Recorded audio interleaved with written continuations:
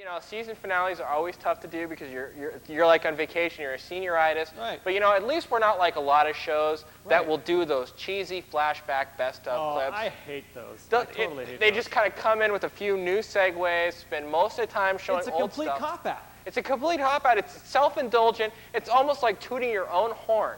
But I'm sorry, just tooting your horn. That reminds me, Mike. Do you remember that one intro? Oh yeah.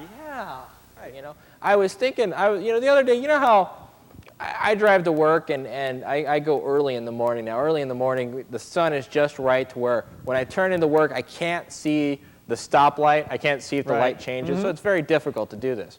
So usually the person behind me has to honk their horn.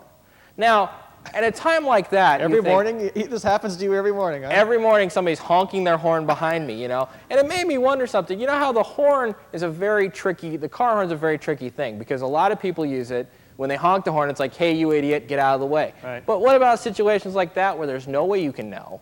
And they have to honk the horn to warn you anyways. You don't know if the person's angry. You know, you don't know if they're upset. You don't know if they're trying to help because that horn always sounds the same. That's why I think that you should have two different horns. I think you have the horn that'll sound like this. That's the pleasant horn. That's the, hey, there's somebody in their way. I was just trying to remind you, have a nice day. You know, sort of like a cosmic wave, you know? The have a nice day horn. The have a nice day. Right. And then you have to have your horn that sounds like this.